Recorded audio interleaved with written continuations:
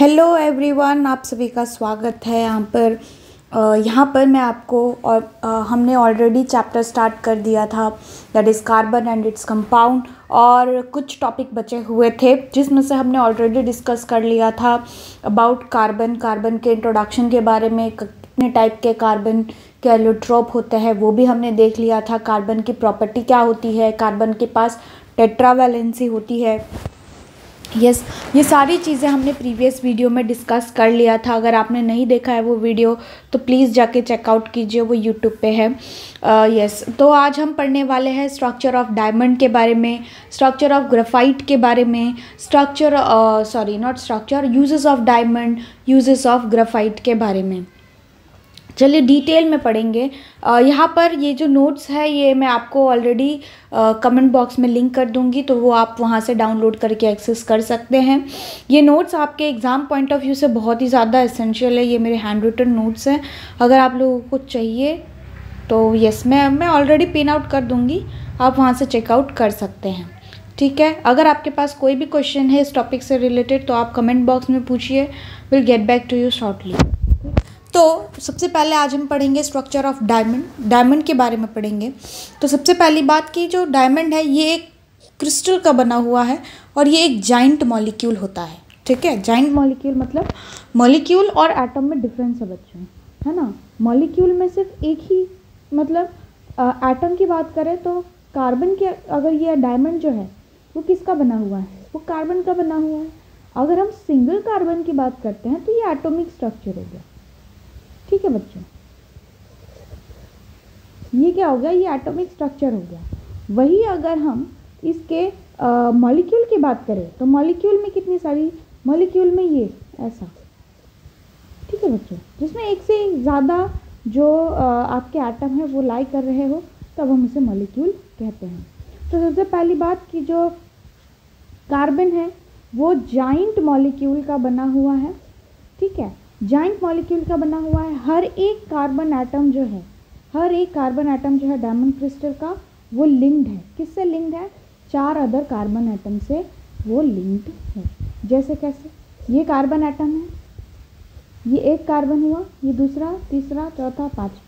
ठीक है, तो हर एक कार्बन एटम जो है, जैसे ये है तो ये भी फिर 4 से अटैच होगा, फिर ये भी 4 से अटैच होगा और फिर ये भी 4 से अटैच होगा। तो इस तरीके से इसका स्ट्रक्चर जो है वो बढ़ता ही रहता है। और इसकी वजह से हम इसे क्या बोलेंगे कि इसके पास जो है वो क्या है, कोवैलेंट प्रॉपर्टी है। Covalent property in the sense कि ये जो कार्बन एटम है ये एक दूसरे के साथ काफ़ी बॉन्ड, जो स्ट्रॉन्ग कोवैलेंट बॉन्ड है वो बना के रहता है। कोवैलेंट बॉन्ड का मतलब होता है कि जो कार्बन एटम है वो कार्बन एटम ही नहीं, बहुत सारे ऐसे बॉन्ड जो शेयरिंग पेयर ऑफ इलेक्ट्रॉन से बने हुए हो उसे हम लोग कोवैलेंट बॉन्ड कहते हैं। यानी कि इलेक्ट्रॉन को शेयर करके जो बॉन्ड बनता है उसे हम लोग कोवैलेंट बॉन्ड कहते हैं। ठीक है, तो ये होता है इसका स्ट्रॉन्ग कोवैलेंट बॉन्ड की वजह से इसका स्ट्रक्चर बहुत ही ज़्यादा रिजिड होता है।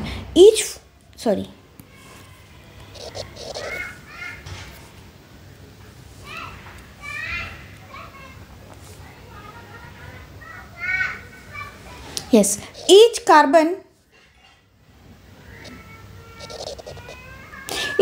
surrounding carbon atom are at the 4 vertices of the regular tetragon। ठीक है, हर एक कार्बन एटम जो है वो क्या करता है, वो ऐसे कार्बन के साथ जुड़ जाता है जो उसको टेट्रागोनल स्ट्रक्चर बनाने में हेल्प करता हो। ठीक है बच्चों, तो वो टेट्रागोनल स्ट्रक्चर जो है वो कार्बन के पास होती है, जिसकी वजह से इसके पास रेगुलर टेट्रागोन, जिसकी वजह से इसके पास हार्ड स्ट्रक्चर होता है। Diamond crystal therefore made up of carbon atom which are powerfully bonded to one another by covalent bond. ठीक है, कार्बन के जो क्रिस्टल्स हैं, डायमंड के जो क्रिस्टल्स हैं वो कार्बन के बने हुए हैं। अब ये जो कार्बन एटम है ये एक दूसरे को बहुत ही ज़्यादा, जैसे ये कार्बन और ये कार्बन, ये एक दूसरे को स्ट्रॉन्गली बाउंड करके रखते हैं, जिसकी वजह से कोवैलेंट बॉन्ड का फॉर्मेशन होता है। और इसी की वजह से इसका स्ट्रक्चर जो है वो रिजिड होता है। Rigid in the sense what, कि हार्ड होता है। इस रिजिड स्ट्रक्चर की वजह से क्या बोला गया है, इस रिजिड स्ट्रक्चर की वजह से ही जो आपका डायमंड है वो हार्ड बनता है। इस रिजिडिटी की वजह से जो डायमंड है उसका स्ट्रक्चर हार्ड बनता है। फिर उसके बाद अगर हम इसके हार्डनेस की बात करें तो इसका जो it has great hardness of the diamond which make it useful for making a rock. ठीक है, यस, ये हार्ड होता है जिसकी वजह से ये रॉक वगैरह जो रहता है, ठीक है, it has a great hardness of a diamond.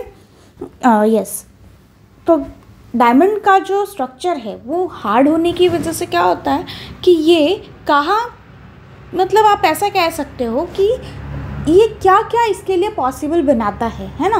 तो रॉक कटिंग के लिए बनाता है, बोरल्स ऑफ ड्रिलिंग ऑयल वेल में जब हम खुदाई करते हैं तो उसके लिए जो बोरर बनाए जाते हैं उसमें भी डायमंड का यूज़ किया जाता है।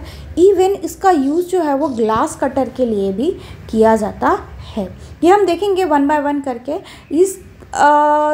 इसका ये जो 3 डायमेंशनल स्ट्रक्चर है ये इतना ज़्यादा रिजिड होता है कि इसकी वजह से जो डायमंड है उसके पास हाई डेंसिटी होती है बच्चों। यस, इसका जो स्ट्रक्चर है, ये जो डायमंड है ये इतना ज़्यादा इसके कार्बन एटम एक दूसरे के साथ कॉम्पैक्ट होते हैं। ठीक है बच्चों, इतना ज़्यादा कॉम्पैक्ट होते हैं कार्बन एटम एक दूसरे के साथ, ऐसे अरेंज होते हैं, इनका अरेंजमेंट ही कुछ इस तरीके से होता है कि इसकी वजह से जो डायमंड है उसकी डेंसिटी जो है वो बढ़ जाती है।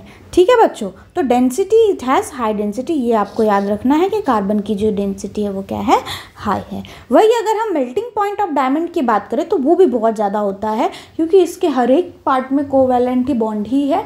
तो ये कोवैलेंट बॉन्ड एक बहुत बड़ा रोल प्ले करता है और इस कोवैलेंट बॉन्ड की ही वजह से इसका जो मेल्टिंग पॉइंट है वो भी बहुत ज़्यादा होता है और इसका डेंसिटी भी बहुत ही ज़्यादा होता है। तो मेल्टिंग पॉइंट अप्रॉक्सीमेट अबाउट बच्चों 3500 डिग्री सेल्सियस के बराबर होता है।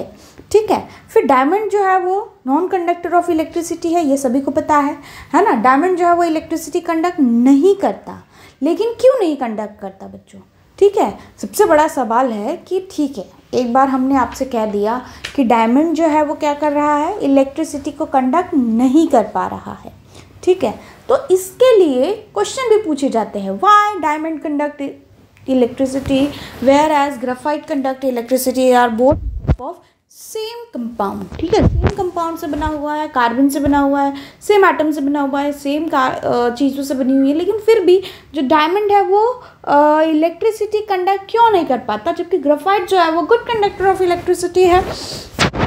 तो हमें सबसे पहले पता है कि कार्बन के पास कितनी वैलेंसी है, 4 वैलेंसी है, और इस 4 वैलेंसी की वजह से क्या होता है कि 4 अलग अलग कार्बन एटम इससे जो है वो जॉइंट रहते हैं।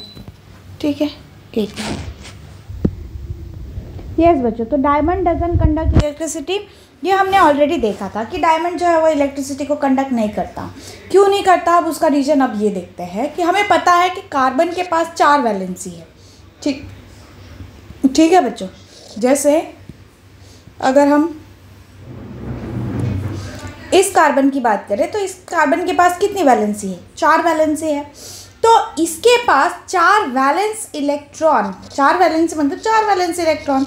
ठीक है, 4 वैलेंस इलेक्ट्रॉन है, तो इसके साथ 4 अलग अलग जो अलग कार्बन एटम है वो भी आगे बॉन्ड बना सकता है। अगर मैं आपको क्लियरली बोलूँ तो इस तरीके से है कि जैसे नीचे आ जाइए, तो जैसे यहाँ पर कार्बन है, ठीक है बच्चों, तो ये कार्बन के पास कितने वैलेंस इलेक्ट्रॉन है, 4 वैलेंस इलेक्ट्रॉन है, तो मतलब 4 हाथ है, तो ये 4 अलग अलग कार्बन एटम का हाथ पकड़ सकता है।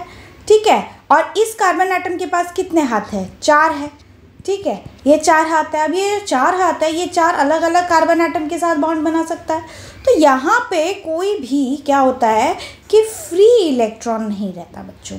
ठीक है, तो चारों के चारों जो वैलेंस इलेक्ट्रॉन है वो क्या करते हैं, बॉन्ड बना लेते हैं। ठीक है, हर एक कार्बन एटम क्या है, 4 कार्बन एटम के साथ बॉन्ड बनाया हुआ है बाय कोवैलेंटली।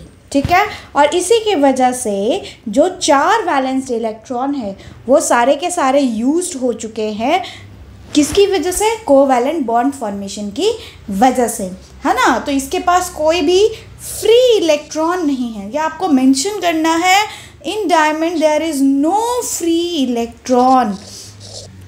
ठीक है बच्चों, क्या है, नो फ्री इलेक्ट्रॉन है, इसीलिए जो डायमंड की क्रिस्टल है वो इलेक्ट्रिसिटी को कंडक्ट नहीं कर सकते हैं। फिर उसके बाद अगर हम ग्राफाइट की बात करें तो ग्राफाइट जो है वो डिफरेंट है एज़ कम्पेयर टू डायमंड।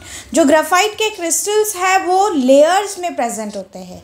अगर हम डायमंड के क्रिस्टल्स की बात करें तो डायमंड का जो स्ट्रक्चर है वो कुछ इस तरीके से प्रेजेंट रहता है, जैसे ये कार्बन तो ये ऐसे, ये कार्बन तो ये ऐसे, कार्बन कार्बन कार्बन, है ना बच्चों, और फिर ये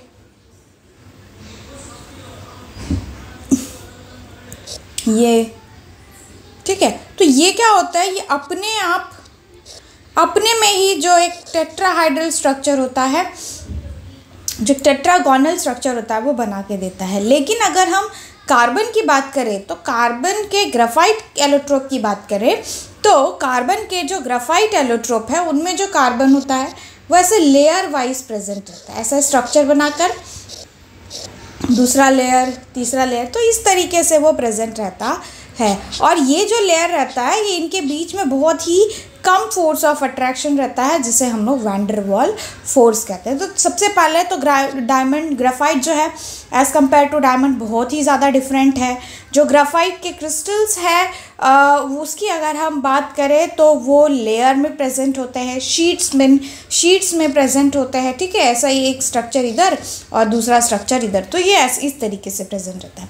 हर एक कार्बन एटम जो है ग्राफाइट लेयर का वो 3 कार्बन एटम से जुड़ा हुआ है, जबकि डायमंड में कितना था, हर एक वैलेंस इलेक्ट्रॉन जो था वो सभी कार्बन एटम से जुड़ा हुआ था। मतलब जितने भी कार्बन के 4 वैलेंस इलेक्ट्रॉन, सपोज कि एक कार्बन एटम के 4 वैलेंस इलेक्ट्रॉन है तो ये चारों के चारों वैलेंस इलेक्ट्रॉन जो है वो दूसरे कार्बन एटम के साथ जुड़े हुए रहेंगे। लेकिन वही अगर हम ग्राफाइट की बात करें तो ग्राफाइट में एक कार्बन एटम के साथ एक कार्बन एटम के पास 4 वैलेंस इलेक्ट्रॉन है, तो इसके सिर्फ 3 ही वैलेंस इलेक्ट्रॉन जो है वो एक दूसरे के साथ यानी कि कार्बन एटम के साथ जुड़ते हैं, और फिर ये 3 जो है वो अलग अलग कार्बन एटम के साथ जुड़ेंगे। तो इसकी वजह से क्या होता है, इसके पास एक हेक्सागोनल रिंग बन जाती है जो कि फ्लैट स्ट्रक्चर के जैसा होता है। ये हम आपको बना के बताते हैं, देखो ऐसे ऐसे ऐसे ऐसे। ठीक है, तो ये पहला लेयर और ये आएगा दूसरा लेयर। ठीक है, और ये वाला लेयर, ये जो फर्स्ट लेयर है, ये फर्स्ट लेयर है, ये सेकंड लेयर है। ठीक है बच्चों, और ये एक दूसरे के साथ कैसे जॉइंट रहते हैं, ये वीक फोर्स ऑफ अट्रैक्शन की वजह से जॉइंट रहते हैं। इसी वीक फोर्स ऑफ अट्रैक्शन को हम लोग क्या कहते हैं, इसी वीक फोर्स ऑफ अट्रैक्शन को हम लोग कहते हैं वैन डर वाल फोर्स। यस बच्चों, तो वैन डर वाल फोर्स एक ऐसा फोर्स है जिसकी वजह से क्या होता है, ये एक बहुत ही वीक फोर्स ऑफ अट्रैक्शन है, यानी कि एकदम बहुत ही कम फोर्स ऑफ अट्रैक्शन रहेगा, जिसकी वजह से ये इजीली ब्रेक हो जाता है। ये लेयर बाय लेयर होता है जो कि वीक फोर्स ऑफ अट्रैक्शन से जॉइंट होता है।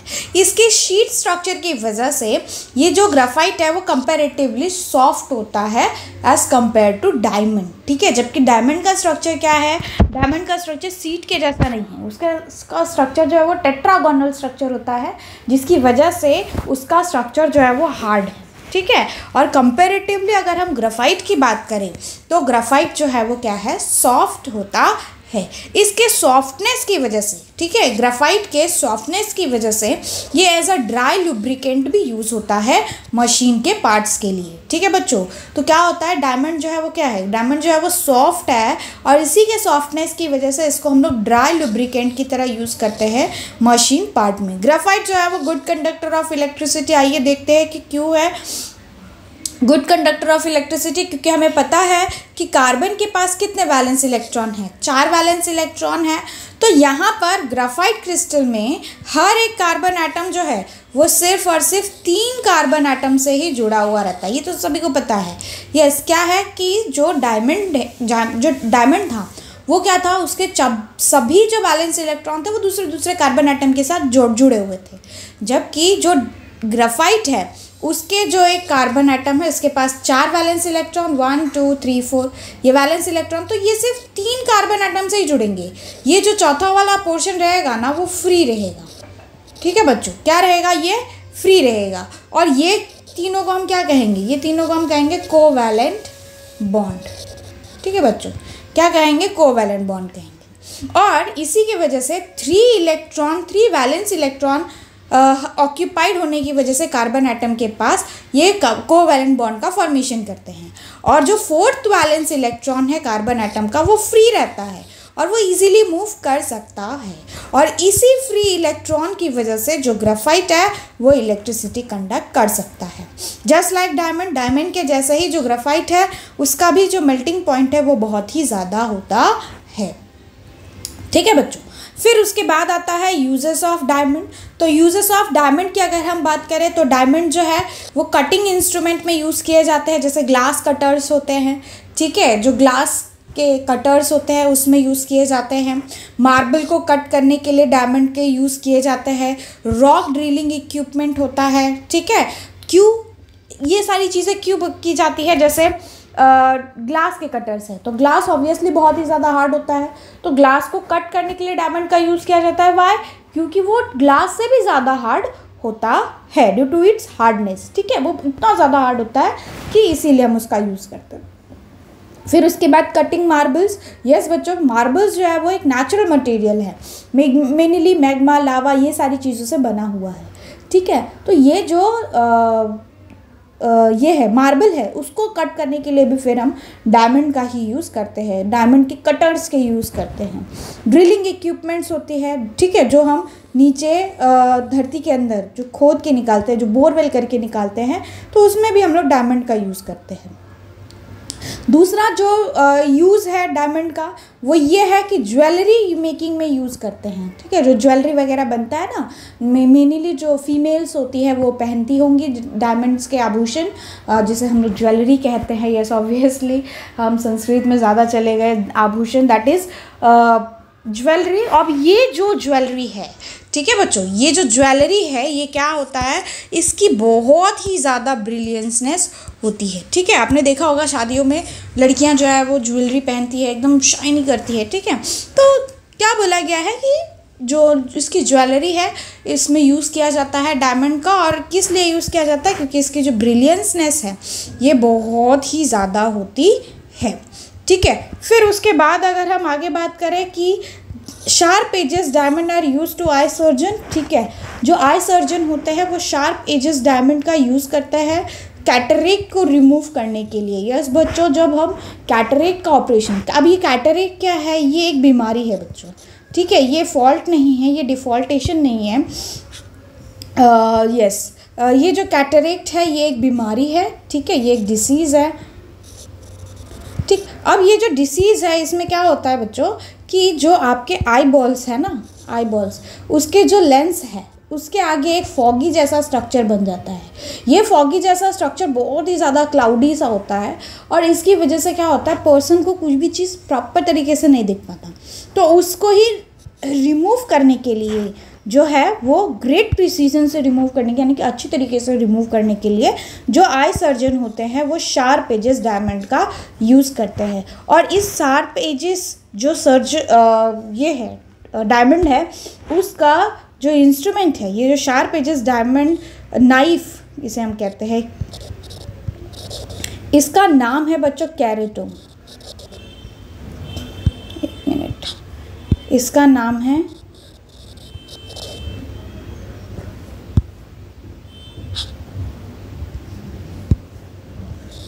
कैराटोम। ठीक है बच्चों, क्या नाम है इसका, कैराटोम इसका नाम है। ठीक है, क्योंकि ये जो कैराटोम, हाँ कैराटोम एक इंस्ट्रूमेंट है, एक ऐसा इंस्ट्रूमेंट सा होता है और फिर यहाँ पर शार्प होती है, नाइफ जैसी होती है, और ये जो पोर्शन होता है ये डायमंड का बना हुआ होता है, तो इसका यूज़ करते हैं हम उसको रिमूव करने के लिए। यस बच्चों, आर्टिफिशियल डायमंड्स भी बनाया जाता है और आर्टिफिशियल डायमंड को हम हाई प्रेशर एंड टेम्परेचर देकर बना सकते हैं। नो प्रेशर टेम्परेचर, बस हाई टेम्परेचर एंड प्रेशर की वजह से बना सकते हैं। अगर हम आर्टिफिशियल डायमंड की बात करें और नॉर्मल डायमंड की बात करें, यानी कि नेचुरल डायमंड की बात करें, तो दोनों में हम डिफ्रेंशिएट नहीं कर सकते हैं बच्चों, यस, हम दोनों में डिफ्रेंशिएट नहीं कर सकते हैं, ठीक है। फिर उसके बाद आता है यूजेस ऑफ ग्राफाइट की, ग्राफाइट का यूज़ हम किधर किधर करते हैं।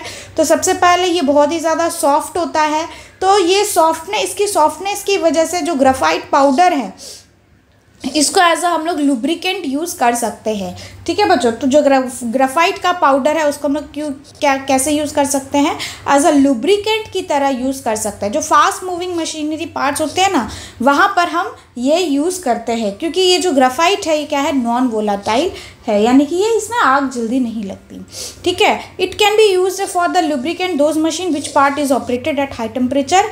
यस बच्चों, ये नॉन वोलाटाइल है, इसीलिए इसका जो यूजेस है ये हम लोग लुब्रिकेंट की तरह कर सकते हैं, जहाँ पर ऐसे मशीन्स में भी कर सकते हैं जहाँ जिसका टेम्परेचर बहुत ही ज़्यादा हाई होता है, ठीक है बच्चों। फिर ग्राफाइट के पाउडर्स जो है वो हम किसकी तरह, एज अ लुब्रिकेंट की तरह यूज़ कर सकते हैं, मिक्सड करते हैं, सॉरी नॉट यूज़ कर सकते हैं। ग्राफाइट का यूज़ हम लोग किस लिए करते हैं, क्या करते हैं, सबसे पहले तो ग्राफाइट जो लुब्रिकेंट ऑयल वगैरह रहता है ना, उसमें हम ग्राफाइट के पाउडर मिला देते हैं, तो उसकी वजह से वो और भी ज़्यादा लुब्रिकेंट हो जाता है। फ्रिक्शन रिड्यूस करने के लिए हम इसका यूज़ करते हैं।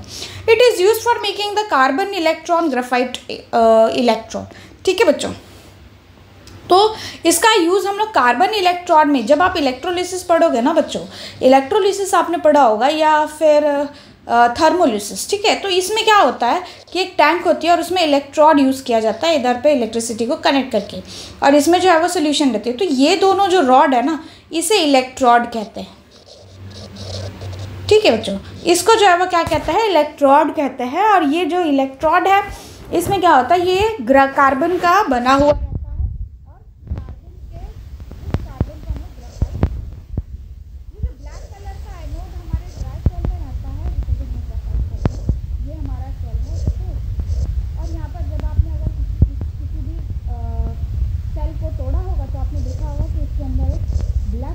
चीज़ होती है, फिर उसके सराउंडिंग में जो सारी चीज़ें होती है वो भरी रहती है, ठीक है।